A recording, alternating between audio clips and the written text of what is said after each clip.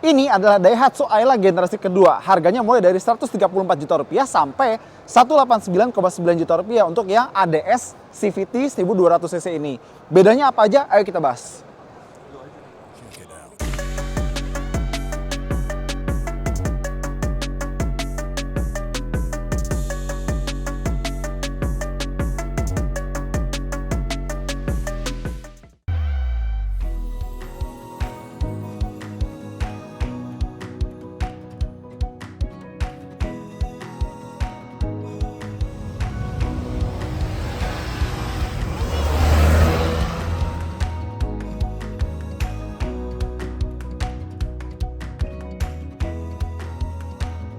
Ya, ini all new, bukan facelift. Bahkan chassisnya udah pakai DNGA, Daihatsu New Global Architecture. Bedanya, kalau Ayla yang lama itu didesain benar-benar untuk selera kita, Indonesia, yang baru ini ada influence dari sesama negara Asia Tenggara, misalnya kayak Malaysia gitu ya, karena dia juga dijual di sana sebagai merek yang berbeda. Nah, tapi bagian depan yang ada di sini, dia lebih kelihatan agak upscale gitu berkat penggunaan black piano dan motif segitiga di grillnya. Jadi nggak kelihatan polos-polos amat, dan di sini dapat warna hitam juga. Kalau yang varian di bawahnya, dia sewarna body. Dan ada lampu LED di sini, plus lampu depan juga udah full LED. Sekali lagi yang kita bahas ini adalah varian ADS. Makanya dia dapat pelek gun metal 14 inci dengan ban 17565 R14. Kalau misalnya profil bannya lebih gedean lagi dan peleknya sedikit naik 1 inci aja, mungkin tampilannya lebih Yahut, 2 jempol ke atas. Rem depan cakram, belakang tromol. Tapi dia udah ABS dan EBD dan dia udah ada stability control. Top. Terus kalau misalnya kita lihat ke sini, dia spionnya sayangnya ada polos gitu ya, nggak ada sen, tapi ada sedikit upgrade, yaitu door handle model grip atau model tarik. Kalau yang lama kan model flip, dia model tarik dan sudah ada smart entry atau keyless entry. Nah, buat ngebedain varian ADS ini dari yang varian lain, ada stiker ADS dengan warna hitam di sini dan tulisan warna merah sama putih. ADS, Astra Daihatsu Sunter, sama ada motif segitiganya, plus karena mobil ini baru, dia tuh ukurannya sedikit membesar daripada yang lama. Lebih panjang, sedikit lebih tinggi, dan sedikit lebih lebar. Jadi ukurannya tuh kayak subcompact hatchback 1500 cc 10 tahun yang lalu. LCGC makin gede ya sekarang. Nah, buntutnya nih, kita lihat ada spoiler kecil di bagian sini dan ada antena yang standar. Nggak ada defogger, ya udah, paling nggak ada wiper. Dan kebiasaan Daihatsu, banyak banget aksesoris di belakang. Pertama, ini tempelan apa sih? Gak usah ada pun gak apa-apa gitu loh. Malah lebih clean, lebih berkelas sedikit gitu. Dan kedua, emblemnya banyak banget. Astra Daihatsu, CVT, Dual VVT-i, emblem Daihatsu pastinya. Ayla. Nah, kalau yang R ini mereka nambah gratis. Belinya borongan soalnya, grosir. Terus ini kamera parkir nih. Aduh, kenapa kok nongol banget gitu ke belakang? Ya sebenarnya karena kalau di tempat lain gitu, kayak di sini nggak ada tempat gitu. Ini udah kepake sama pintu bagasinya. Dan ngomong-ngomong, dia tuh tombolnya karet ya, rubber dan elektronik. Tombol elektronik ya. Jadi bukan handle konvensional, dan bagasinya membesar daripada yang lama. Membesar 33 liter. Jadi sekarang dia kapasitasnya 265 liter. Jadi kalau barang bawaan kalian banyak, ini bisa lebih praktis daripada yang lama. Tapi pelipatannya, dia masih satu aja. Dia nggak punya jok terpisah. Jadi kalau pengen ngelipat ya begini. Dan nggak bisa ngangkut orang lagi di belakang. Ya paling nggak bagasinya aja gede lah. Oke, masuk ke bagian dalam. Desain dashboard barunya, interior baru itu kira-kira mirip sama saudaranya Daihatsu Rocky.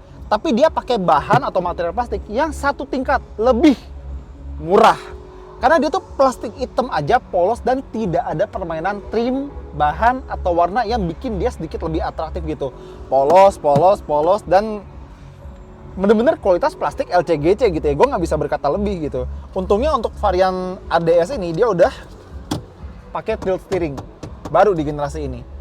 Sayangnya nggak kayak kakaknya atau abangnya, dia speedometer atau instrumennya dia masih pakai yang biasa, bukan yang kombinasi analog sama digital ya. Ya oke, sen di kanan, lampu di kanan, dan wiper di kiri. Terus gue agak kurang serak sama head unitnya. Dia tuh kayak punya 1, 2, 3 frame, dan 2-nya tuh plastik, 1-nya tuh gloss black gitu. Tapi bagusnya dia udah pakai koneksi smartphone buat Android Auto dan Apple CarPlay. Masih wired tapi bagus. Kita turun ke bawah, dia pakai AC digital dengan pengaturan suhu, dengan pengaturan kipas, dan udah bisa ngatur sirkulasi udara. Sayangnya, tetap nggak ada pengatur arah hembusan dari blowernya. Tapi untungnya dia udah pakai smart entry, jadi udah ada tombol engine start stop. Baru buat Daihatsu Ayla. Di sini dia ada trim yang agak oke, tapi ini mudah banget buat ngumpulin debu. Ini bersihnya agak PR nih. Dan kantongnya atau lacinya ya standar aja, nggak dilapis, dan ada kabel USB. Ada 2 cup holder, ada colokan 12 volt di sini. Sama ini ada trim yang kayak karbon tapi bukan, dan lihat deh. Di sini tuh masih goyang, lihat.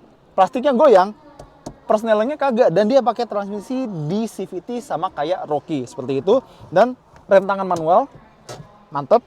Plus ada satu kantong kecil di bagian sini, dan perbedaan dari abangnya adalah dia pakai jok fabric dengan model jok pocong, alias headrestnya nyatu. Jadi ya pasrah aja sama posisi headrestnya gitu ya. Spion dia nggak ada day and night. Oh ya, sebelum kelupaan, perbedaan dengan abangnya adalah kalau abangnya dia ada pedal shift buat transmisi CVT-nya. Ayla ini nggak ada, tapi untungnya perbedaan yang bagus dibanding Ayla lama adalah dia fitur safety-nya meningkat. Jadi semua varian udah dapat dual airbag, dan di varian ADS ini kita dapat ekstra, kayak misalnya hill start assist. Jadi kalau nanjak tuh nggak usah takut loyer ke belakang, remnya bakal nahan sebentar. Terus ada juga stability control, bagus ya. Ada juga ABS dan EBD. Jadi standar kelengkapan LCGC untuk safety itu sudah membaik daripada yang lama. Dan dia tuh ternyata power window-nya auto turun, tapi naiknya kagak. Lagi ribet kalau di tol. Oke, duduk belakang. Ini depan posisi duduk seokenya gua. Nah, tinggi gue 178, ruang kepala bagus, ruang kaki juga bagus. Ini upgrade dibanding versi kemarin. Seperti biasa, nggak ada headrest. Kalau penumpang kanan kiri, sabuk pengamannya 3 titik. Tapi kalau yang tengah, udah nggak dapat headrest, sabuknya 2 titik. Ya, gitu. Cuma emang lebih lega aja daripada yang kemarin. Oh ya, sebelum lupa, dia kalau ngelipet spion masih manual. Kalau abangnya elektrik. Kalau sekarang, Daihatsu Ayla punya 2 pilihan mesin. Ada yang 1000 cc, dan 1200 cc. Yang 1000 cc itu tenaganya sekitar 67 tenaga kuda dan torsinya 89 Nm.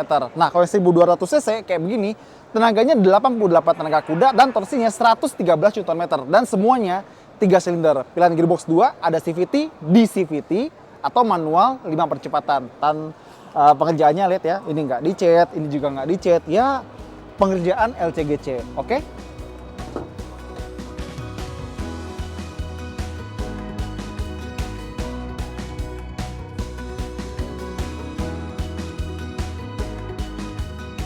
Oke, sekarang saatnya kita test drive, dan ini ya 1200 cc 3 silinder CVT. Start. Oke, sedikit getar dan ada suara khas 3 silinder. Kita maju. Dan kita muterin area JCC ya.